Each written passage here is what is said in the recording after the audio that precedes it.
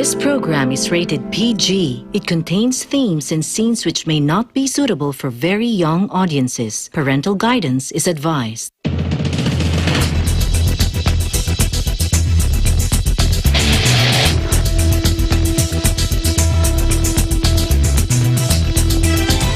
We're working to connect a region of over 600 cultural bridges between our lands.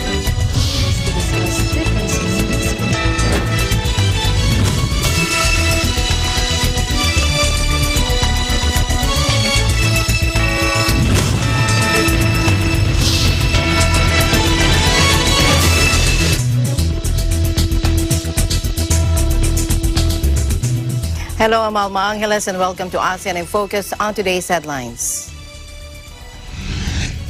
The Philippine Department of Health said a total of 38 new cases of the different variants that mutated from SARS-CoV-2, the virus that causes coronavirus disease, have been detected in the country. The Philippine Institute of Volcanology and Seismology raised the alert status on Mount Pinatubo from normal to level 1, or low-level unrest. And later, to give us an update on the current pandemic situation in Singapore, joining us live is the Honorary Mr. Adrian Candolada, the Philippine Consul General to Singapore.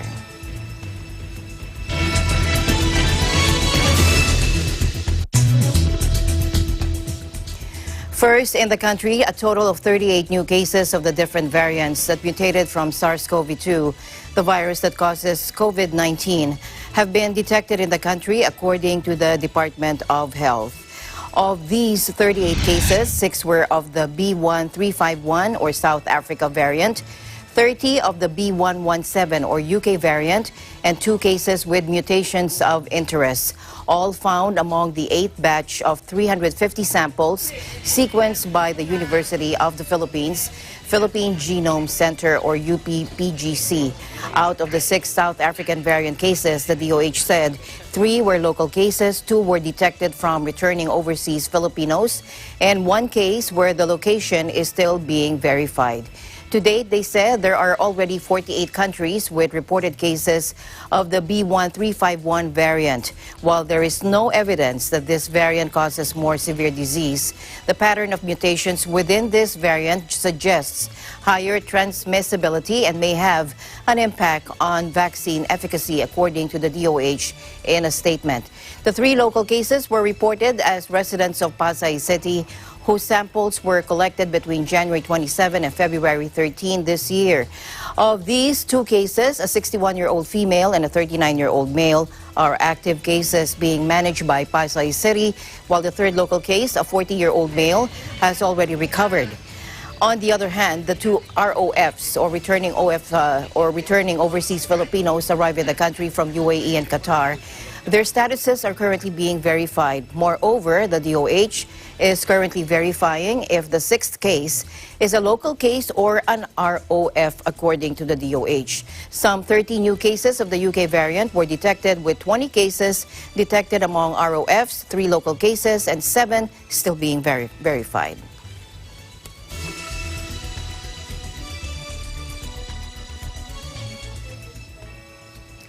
Now, as of yesterday, March 3, 12 p.m., Singapore's Ministry of Health, or MOH, has confirmed 2 new cases of locally transmitted COVID-19 infection. New locally transmitted cases is 2. Separately, 7 more cases of COVID-19 infection may have been discharged from hospitals or community isolation facilities. To give us an update, we are joined live by the Honorable Mr. Adrian Candolada, the Philippine Consul General to Singapore. Good afternoon, Mr. Congen, and thank you for joining us today. Good afternoon, Alma, at sa inyong lahat. I'm glad to join you in this episode. Congen, please give us an update po kung kumusta na po ngayon dyan sa Singapore. Ano po ang COVID situation dyan? Well, for this year, beginning this year, generally we can say that Singapore has been able to effectively control the outbreak. What we are seeing now are imported cases. So if you have 10 or 12 or 8 cases a day, almost all of these are imported cases. In the case of the Filipino community, sometimes you have one or two, or even zero. But all of these are also imported cases. Those Filipino workers that have gone home for a vacation or may travel abroad, saka bumalik ng Singapore, ito yung mga cases. So, for the past few months, we have not heard of any Filipino community na part of a local cluster or a local community case. So, yun ang situation at this time. In general, Singapore is able to control the spread of the virus. And if you observe, the death toll so far is fixed at 29. So wala nang dadagdag dyan. Ang 29 na yan, mga around middle of last year pa. So wala gaanong problem sa serious cases. And many of the almost 60,000 cases in Singapore have already been discharged. We have only generally around 66 of them are confined in hospitals or isolated facilities. We have one in critical condition pero stable pa at this time naman. And then only 29 ang namatay. For the part of the Filipino community, medyo malaki-laki yung total cases natin, around 448 as of yesterday.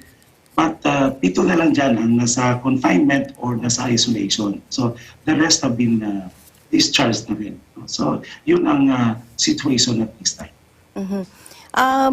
Do you still have you encountered any problems with our OFWs po ngayon since the borders have been closed and limited po yung ating travel? Have you encountered any problems with the Filipinos when entering or exiting Singapore? We do have problems from time to time, and many of our focus now is how to facilitate, for example, medical evacuation cases.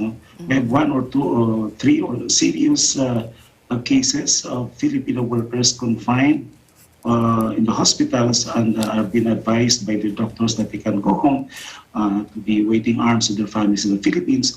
That's the effort that we are trying to focus on, because there are necessary requirements that we have to comply with both on the part of Singapore at saka doon sa atin sa Philippines. Maganda naman kasi we are directly cooperating with hospitals, the Ministry of Health and Immigration, and we have direct communication lines with our Bureau of Immigration to facilitate the medical evacuation cases. Ito lang kagandahan sa Singapore. We have good relations sa kanilang Ministry of Health, and we can facilitate kahit na medyo may difficulty pa in terms of logistics ang mga cases na to. So yun ang mga cases na. But we don't have any problem na concerning stranded Filipino tourists at this time, because wala namang pumapasok pa. Bawal pa yung pumasok ang tourist in Singapore. Even our own kababayan hindi pa makapasok. They want to join. Unless for some major reason we can get approval from the Ministry of Foreign Affairs or the immigration authorities of Singapore. So at this time, wala na yung wholesale na repatriation that we have done in the past, last year. So may ilan seeking our help, but these are regular cases that we are handling right now. And so far, smooth naman yung pag-handle ng ating embahada. Katuwang na natin dyan yung ating POLO or the Labor Office, as well as the Overseas Workers Welfare Administration staff. So far. Since you're talking about yung sa trabaho po na ating mga OFWs po dyan, kumusta naman po ang trabaho nila? Marami pa rin po bang walang trabaho? At, But yes, we cannot deny the fact that ang daming affected, ang daming workers, not only Filipinos. We have to accept the fact that marami na retrenched since the pandemic began last year.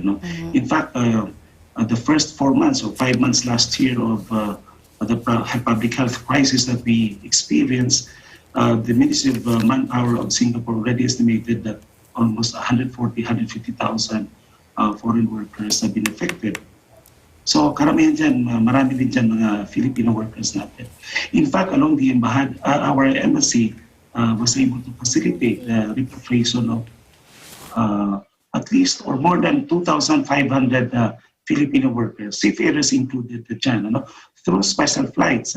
at saka yung chartered flights for the seafarers, And then this figure does not include pa yung mga regular commercial flights na ongoing at the time. So many workers, hindi lang Filipinos, are affected at this time.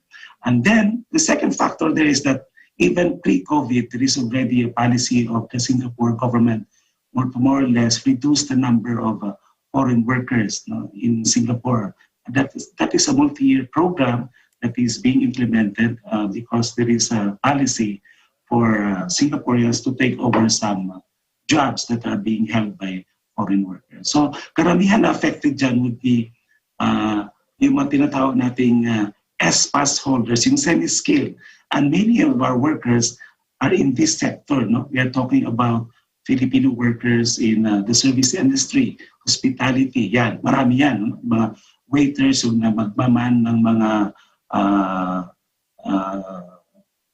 restaurants, marami sila, even mga stores, yan. Marami sila dyan. Even nasa ibang hospitals na naapektuhan din. Kasi remember, even mga stewardesses ng Singapore Airlines nawalan ng trabaho, marami din. So they train them to be able to help in hospital services, kahit na naging stewards in the past, to be able to accommodate, to be able to employ them again. Binigyan sila ng retraining, and some of them are now employed in various hospitals of Singapore. So everybody is affected, and how do we stabilize the situation? This will depend on the COVID-19 situation outbreak in Singapore. Of course, maganda yung pag-handle nila. And then if the business picks up again, that's the time that probably more companies will be asking for the return of many foreign workers. Conjen, it's been 2 months, has it been, since Singapore rolled out its vaccination program? Yes. Do you have any update for us on there? And are Filipinos included in the vaccination program po?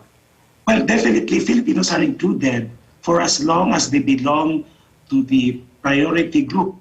And the priority group now are those essential workers, meaning hospital, healthcare workers, in the transport industry, in the aviation industry. These are considered essential workers. And those seniors, ang seniors, that means 70 yung age pataas. If you belong to this group, there is an ongoing vaccination program for these workers at saka itong mga group na to ng Singapore residents or citizens. Then later on, probably after this group, i-expand na nila to include the rest of the population. Because the target of Singapore is to be able to complete the vaccination program by the end of this year. We don't know yet, but as we observe, they were the first to get the Pfizer BioNTech vaccines, and then also the Moderna, and they have also authorized the emergency use.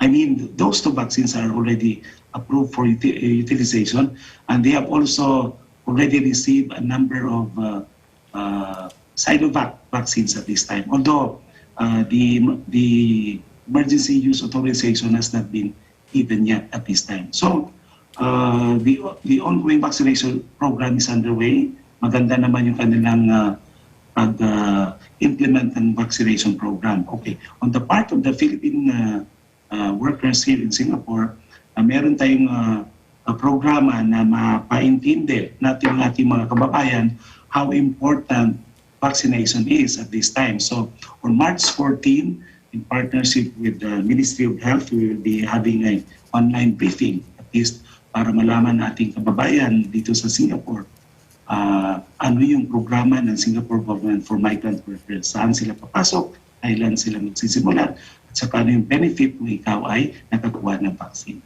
So yung mga doubts, gusto natin makuha yung mga doubts sa minds ng ating mga kababayan, ano yung effectiveness, efficacy ng mga vaccines na in-implement na ginagamit ngayon ng Singapore. Hopefully, maybe workers will appreciate better kung ano yung benefits na makuha natin sa vaccine na to.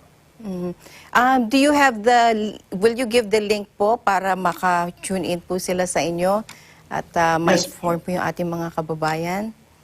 Yes, we have given the link, pero actually the Ministry of Health requires us to pre-register the participants Okay. because they want to focus only on Filipino workers in Singapore. And in fact, they don't want this to be published right away Yes. because there are so many foreign workers in Singapore and they have agreed to have this briefing with us because they know how Filipinos are part of the important sector of Singapore society at this time. So in the fairness of the request, we agreed that we will pre-register yung ating applicants. We have a maximum of 300, but as of yesterday, after 2 days, mga 400 na po na nagpa-enlist to join. So we will know if MOAs would agree to accommodate everybody. In order to boost the tourism in countries like New Zealand, they established travel bubbles or travel lanes, or green lanes rather, with other countries. I know that Singapore also did this. What countries did you establish travel bubbles or green lanes with as of now po? Merong green lane arrangement in Singapore with, I think, about 3, 4, or 5 countries. That means with Indonesia, Malaysia, Hong Kong, Brunei, probably New Zealand, etc. No? But except for Brunei, itong mga green lane arrangements na to are suspended at this time because of the problems from other countries. So part of the agreement is that kung merong upsurge, a little bit upsurge of COVID-19 in one of or 2 parties, so kailangan masuspend to. So I know for a fact that yung existing lang ngayon would be with Brunei. Medyo maluwag-luwag yung pagpasok ng Brunei, pero hindi daw na under the green lane arrangement.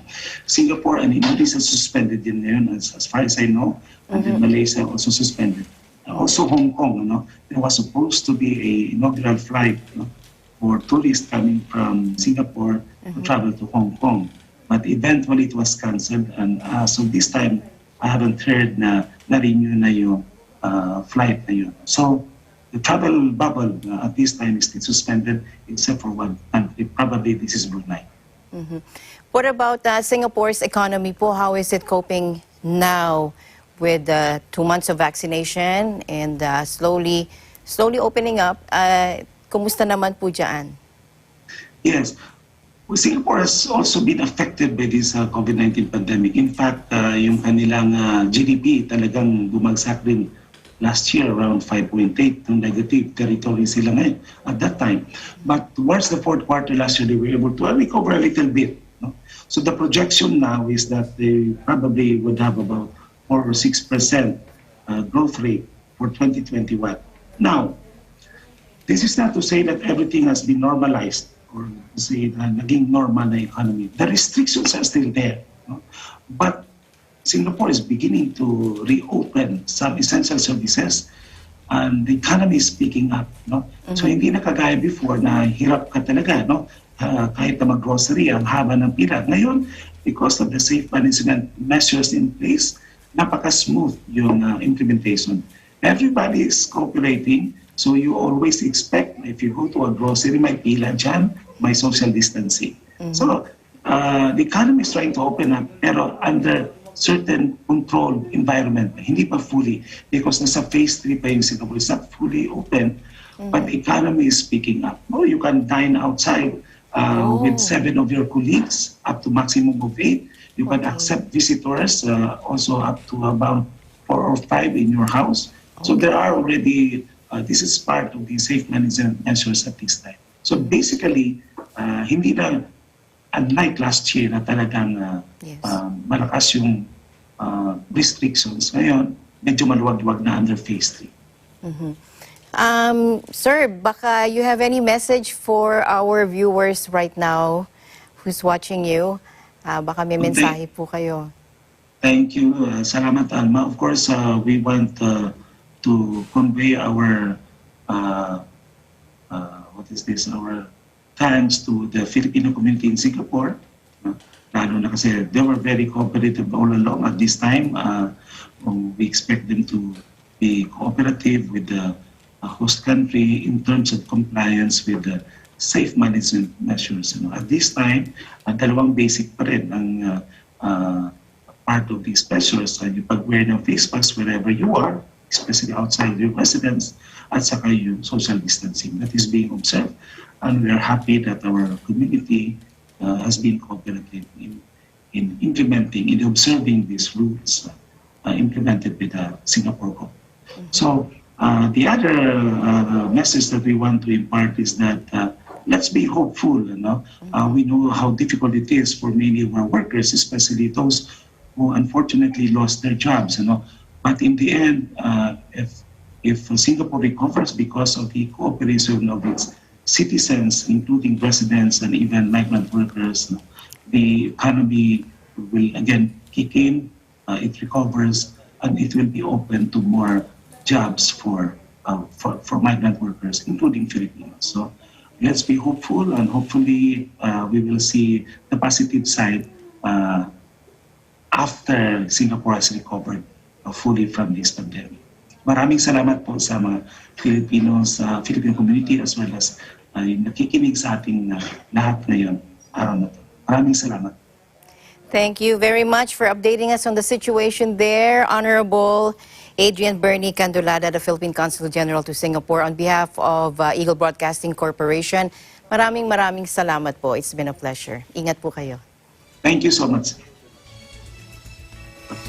And ASEAN in Focus will be right back. Stay tuned.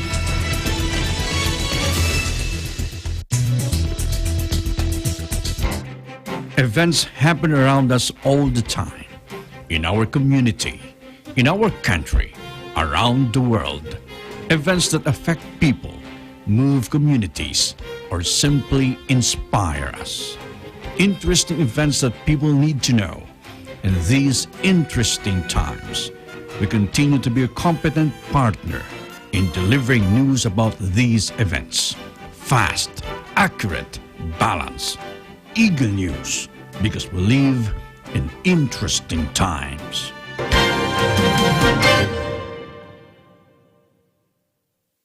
Kahit na anong gawin, isang binibini na ang hirap abutin. Papatuloy ba ako kahit matarik? O hindi matutuloy kasi hindi sabik?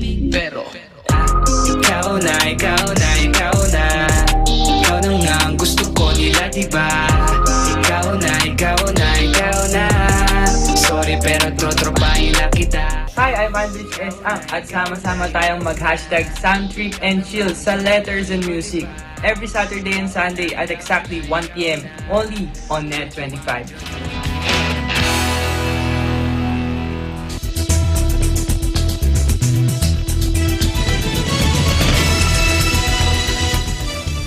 Welcome back. At least 38 people died Wednesday in the bloodiest day of Myanmar's crisis, according to the United Nations, as the military junta defied growing international condemnation of its coup with the violent crackdown that U.S. said left it appalled and revulsed.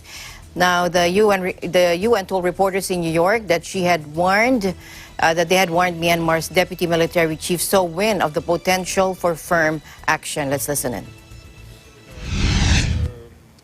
I had discussion with the army and I warned them that member states and Security Council might take huge, strong measures. And the answer was, we are used to sanctions and we survived those sanction time in the past. When I also warned they will go in an isolation, the answer was, we have to learn to walk with only few friends.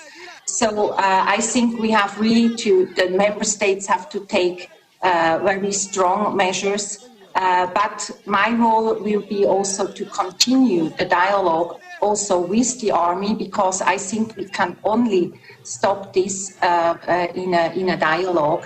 If not, we know that in the past, the army had always a textbook and was always determined to go the roadmap they choose, unfortunately. So this is, in my view, a clear textbook which doesn't work now, and I think that the army is very surprised that it doesn't work. Because in the past, in 1988 and 2007 and 8, it worked. But today we have young people who lived in freedom for 10 years. They have social media and they are well organized and very determined. They don't want to go back in a dictatorship and in isolation. So I think the army is surprised, and maybe we have to help them to come out of this situation. I think he was really, the commander-in-chief was a little bit afraid of that she will have more success with this overwhelming victory in the election. But we also know that the commander-in-chief, he should take his retirement in June this year. And maybe he was also worried about his immunity, because we know that there are legal procedures at the ICJ and ICC.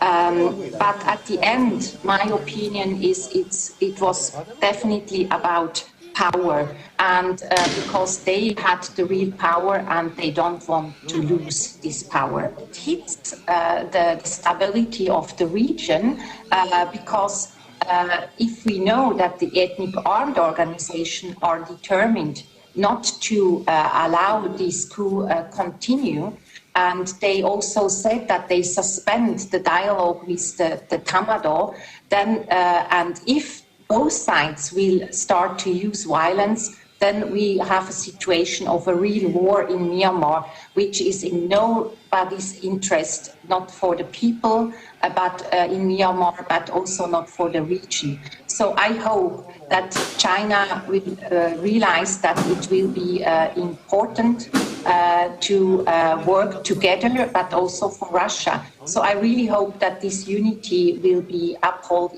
on Friday.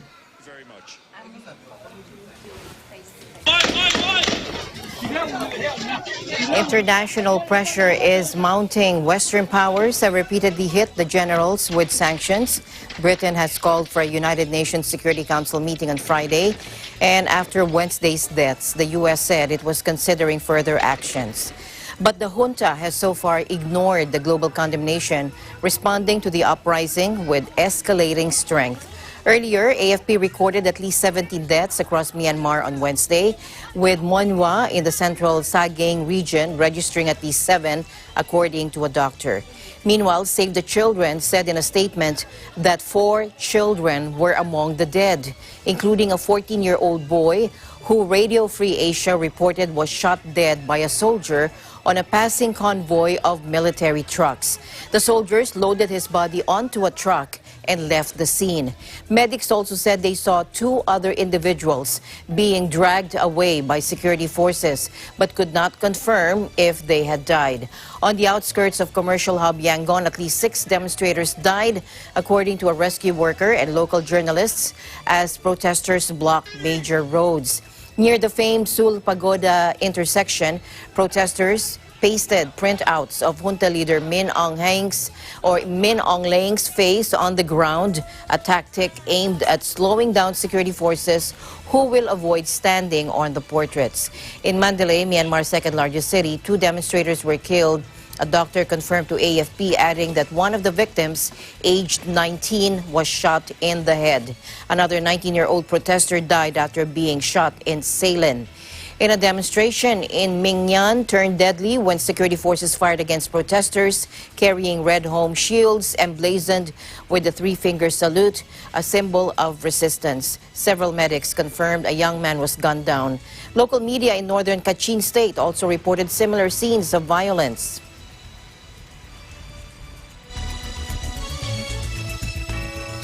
Meanwhile, the United States said it was appalled by the Myanmar junta's latest deadly violence against protesters and called for more global action. Let's listen in. We are appalled and revulsed to see the horrific violence perpetrated against the people of Burma for their peaceful calls to restore civilian governance. We call on all countries to speak with one voice to condemn brutal violence by the Burmese military against its own people and to promote accountability for the military's actions that have led to the loss of life of so many people in Burma. He also said the United States, which has imposed sanctions on junta leaders, was looking at further actions. He also called for more effort from China, a frequent U.S. adversary that Myanmar's military has historically considered its main ally. He also called the military authorities in Myanmar to release an Associated Press journalist and 5 other members of the media detained while covering demonstrations against the military coup. Ten Zhao, 32, a Burmese journalist for U.S. Newswire, the Associated Press, was among 6 journalists who were detained during the protests, and he was charged with violating a public order law, according to their lawyer. Ten Zhao's lawyer said he and 5 other Myanmar journalists had been charged under the law against causing fear, spreading false news, or agitating directly or indirectly a government employee. The junta amended the law last month to increase the maximum sentence from 2 years to 3 years in jail. The other 5 journalists are from Myanmar Now, Myanmar Photo Agency, 7-Day News, ZQuet Online News, and a freelancer, according to AP. AP's Vice President of International News, Ian Phillips, called for Ten Zhao's immediate release. The Assistance Association for Political Prisoners, or AAPP, which has been tracking arrests since the coup, said that 1,498 people have been detained, with 1,192 still in detention. Myanmar has been in chaos since February 1, when the military detained elected leader Aung San Suu Kyi and much of the country's civilian leadership and seized power in a coup d'etat.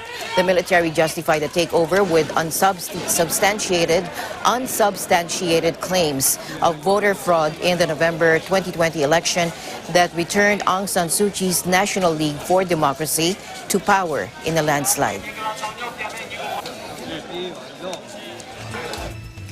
The Myanmarese junta will not bow to pressure from some of its neighbors, according to an analyst, soon after a recent Association of Southeast Asian Nations virtual meeting that saw some governments criticize the military junta over the nation's rising unrest. The country has faced heavy criticism over a military coup and a brutal crackdown by its security forces as several pro-democracy protesters were killed on Wednesday. Let's listen in. I think most ASEAN countries, as well as Myanmar itself, will be adopting a wait-and-see attitude. Namely, the Myanmarese junta, I think for the moment, would not accede to the demands of some of these more vocal ASEAN countries.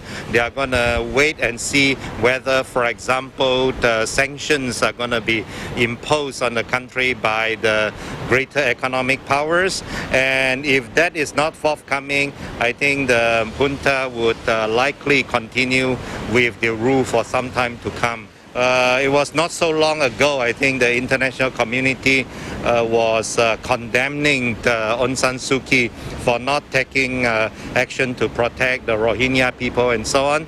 But, well, weeks later, the same international community, at least some of them, are calling for Aung San Suu Kyi to be restored to power and so on. So that highlights the difficulties sometimes in tackling some of these domestic developments in many of these transitioning democracies. It's very often you will see ASEAN countries sort of very carefully nudging each other, but not really interfering with each other's domestic affairs, even if the developments of those domestic affairs may be a little bit negative, or in this case, very negative.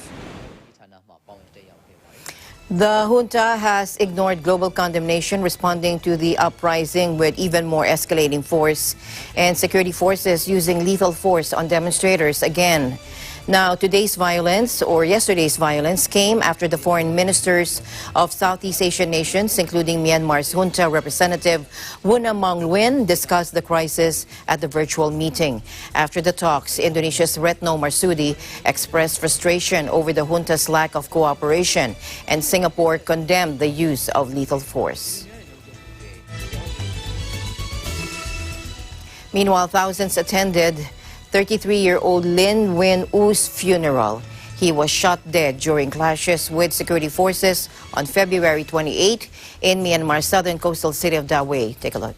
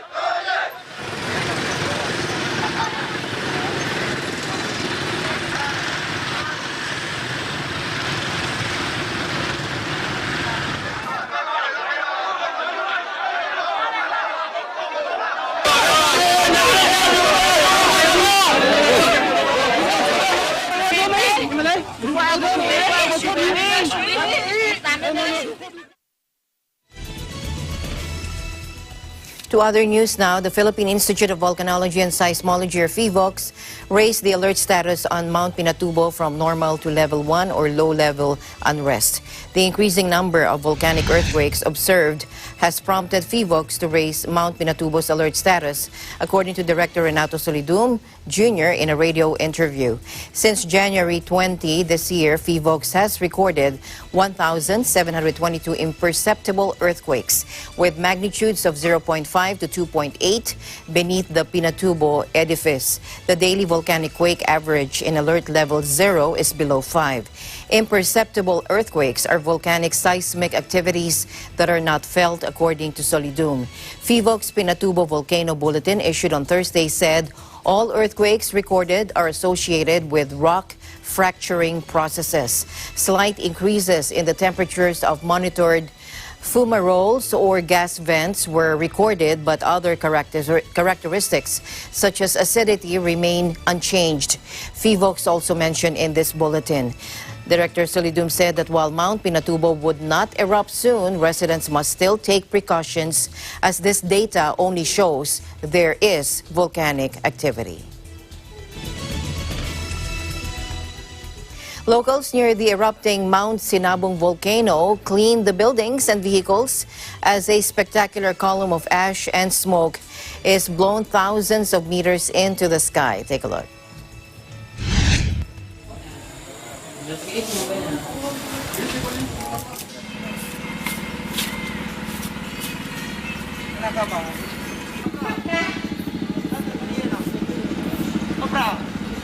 Inilah, pohon pisang semua hancur.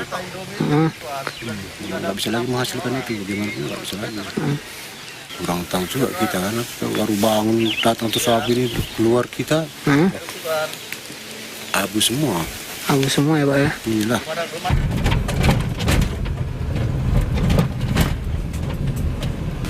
Hah? Udah terkirim? Udah. Sini penuh.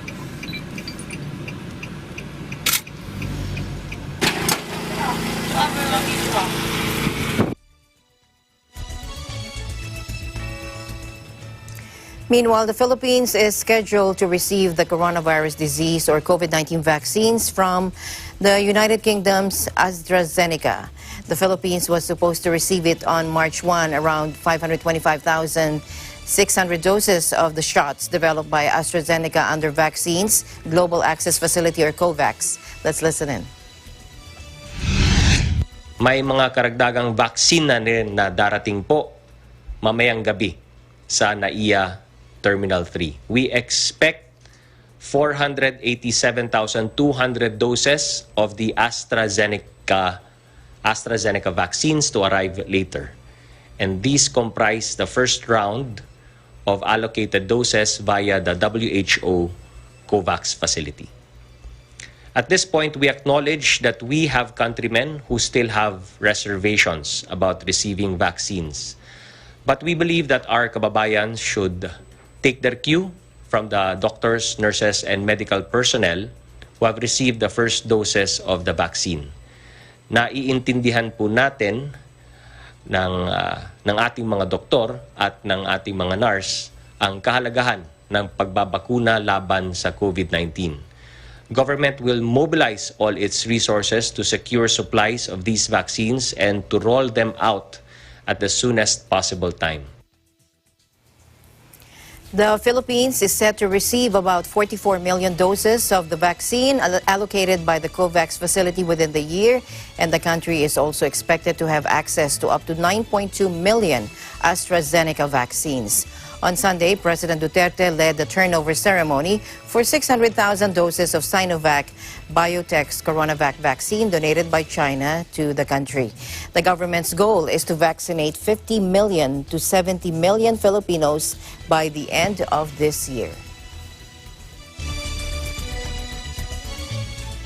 Staying in the Philippines, Cabinet Secretary Carlo Nograles said he doesn't see any bottlenecks in the distribution and rollout of China's donated Sinovac-made CoronaVac vaccines to different parts of the country. Take a look.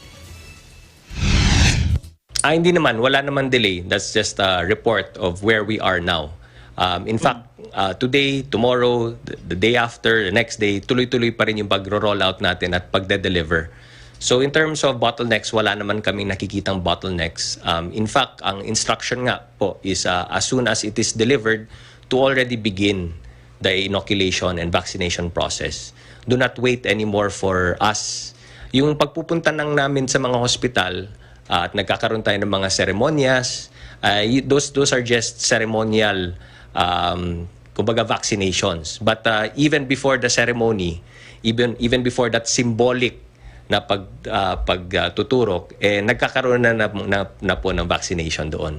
So we're just there to do the programs, just to, kumbaga, signal and have a ceremony. But ang instructions po is as soon as it's delivered, umpisa na po. So next week, we will see simultaneous ceremonial vaccinations in the CAR region, Region 1, Region 3, Region 4A, Region 4B, Region 5, Region 6, Region 8. That's for Monday only of next week. And then, of course, Tuesday, we'll go to the other regions. But as we speak, like I said, ngayon pa lamang po, dinedeliver na po ang mga Sinovac vaccines to the different hospitals, the different regions ng buong kapuluan. So, wala pong delay, wala pong naantala. Mr. Nograles also said there are no reported delays in the delivery of Sinovac-made vaccines and that President Duterte is very happy with the vaccine rollout. Now, in other news, the AstraZeneca Oxford COVID-19 vaccine appears to be more than 80% effective at preventing severe illness among the elderly at-risk individuals after a single dose, according to preliminary research published on Wednesday. The results, which have yet to be peer-reviewed, added to the growing body of evidence that the vaccine, which several countries have advised against giving to over 65s, is both safe and effective in older people. Researchers at the University of Bristol analyzed patients aged over 80 admitted to hospital in Britain with respiratory illness. A single dose of either Pfizer or AstraZeneca vaccine resulted in substantial reductions in the risk of COVID-19 related hospitalization in elderly, frail patients with extensive comorbid disease, according to its authors. Stephen Evans, a professor of epidemiology at the London School of Hygiene and Tropical Medicine, said the results provide further evidence that the vaccines are effective both in an older age group less studied in the trials. Paul Hunter, a professor in medicine at the University of East Anglia, said the study showed that a single dose of either the Oxford, AstraZeneca, or the Pfizer vaccine are both roughly equally effective at keeping elderly and frail people out of hospital and so reducing the risk of death.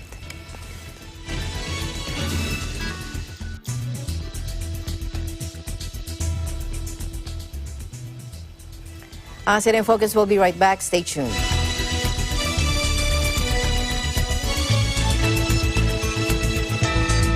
The Filipino is a resilient race. We have weathered unimaginable calamities. But as a nation, we always rise and face new challenges, including the COVID-19 crisis. This week, we will talk about ways to minimize the risks posed to our lives and livelihood during disasters. We need to understand hazards and risks, whether it be personally, our businesses, our community, our way of living, and even including our mindset. It helps us to go on the second leg, which is to act. Ms. Maria Teresa Nina Abogado, Senior Manager for Programs and Partnerships of Oxfam Philippines, will share disaster preparedness and where to get access to financial resources and the ability to predict the onset of major and disruptive events in this week's episode of Open for Business.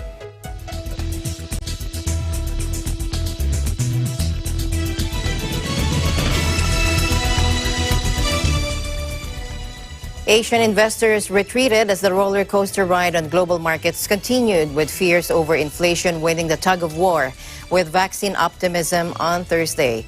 After a year-long rally across the planet and with light at the end of the tunnel of the pandemic, focus is now on the expected surge in activity as lockdowns are eased and life returns to some semblance of normal. And the growing relief is that a gargantuan spending splurge from pent-up consumers and an imminent stimulus package will light a rocket under prices, forcing central banks to wind back ultra-easy monetary policies, including record-low interest rates that never have been a key driver of the stock surge. After a strong performance Wednesday, Asia was back in the red. Tokyo and Hong Kong were down around 2%, while Shanghai, Sydney, Seoul, Taipei, and Manila gave up more than 1%. In other news, a rally against attacks on people of Asian descent draws a large crowd to New York's Foley Square as the rally was being planned. The victim of one of the city's most recent anti-Asian attacks fell into a medically induced coma. The 36-year-old Asian American was stabbed in the back while walking down the street in Chinatown in Lower Manhattan. Meanwhile, here's Noel Quintana, a Filipino American whose face was slashed on a subway. And that was also the time where the train stopped on the next station and opened the door. Before he left, he moved forward toward me and slashed my face. We must redouble our fight. We must stand strong. We must stand together. New York, we love diversity.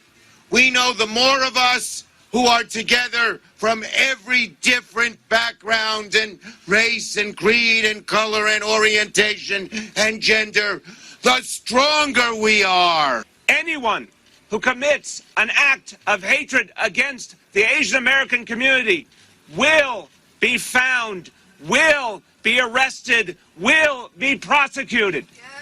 That is what we need. We have to show people we mean business. Yes. We have to change how we educate this entire community. All of us must march in the streets and raise our voices in unison against those who believe in hate. We will not be separated. This is our country. This is the country of immigrants and immigrants who built this country. Now, racial motivation is hard to establish in many cases, but reported anti-Asian hate crimes more than doubled from 49 to 122 last year across 16 major U.S. cities, including New York and Los Angeles, even as overall hate crime fell, according to a California State University study.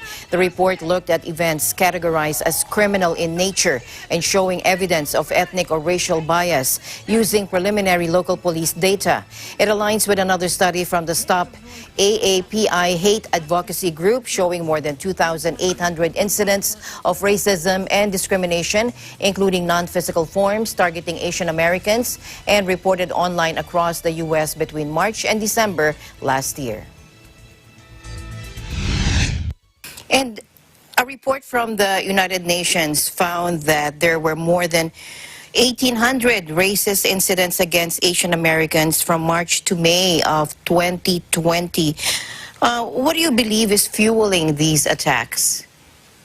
Again, the previous administration making racist remarks that this is a Chinese virus, and just continuing that rhetoric, we believe just add fuel to the fire.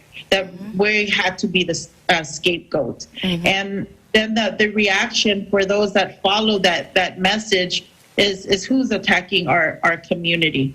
So we need to, again, remain vigilant and be aware of our surroundings. And thank you for the opportunity to be on your show so that we can spread this information. Because if it's happening in San Diego, we know there's reports happening in the Bay, in New York, in Chicago, in very large Filipino communities. But I'm sure there's reports internationally. And we need to, again, remain vigilant. President Biden laid out plans to combat racism early on, and he said America is ready to change. And we can see that this administration is really very sympathetic to human rights issues. Do you think what triggered President Biden rather to raise the concern early on in his administration, and what government units are directly working with groups like yours in addressing racially induced hate crimes?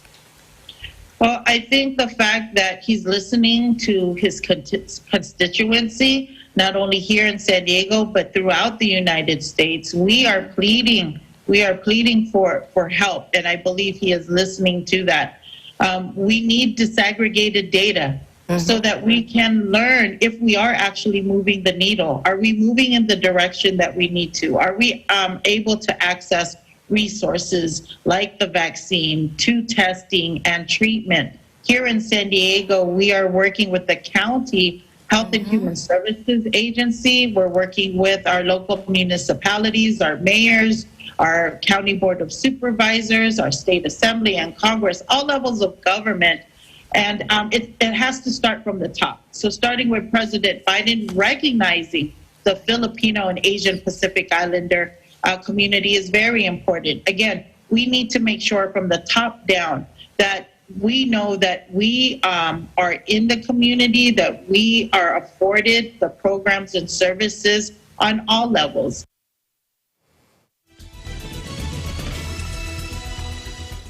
Now, even as racist attacks on Asian Americans have risen during the pandemic, Asian cinema is having a moment in Hollywood, something the stars of Disney's Raya and the Last Dragon say can't come soon enough. The Mouse House's latest animated adventure, out Friday, is set in a Southeast Asian-like land where a young princess sets out to find a dragon who can save the world and reunite the bitterly divided realm of Komandra. It features an A-list cast of stars of Asian descent such as Sandra Oh, Awkwafina, Kelly Marie Tran, and Gemma Chan, marking another university landmark for Hollywood's most powerful studio. But the film's release comes as studies show surging anti-Asian racism in the U.S. since the COVID-19 outbreak emerged from China, with a spate of attacks on Asian Americans near San Francisco and elsewhere drawing widespread headlines and condemnation. Kelly Marie Tran, the U.S. actress of Vietnamese descent, is no stranger to racist abuse after becoming the victim of appalling trolling from misogynist Star Wars fans after the divisive 2017 movie, The Last Jedi. Activists say broader anti-Asian discrimination has been fueled by talk of the Chinese virus from former President Donald Trump and others.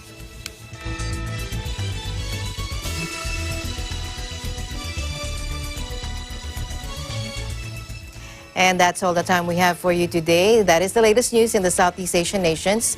Stay updated about the region. I'm Alma Angeles. We'll see you back tomorrow. We live in interesting times.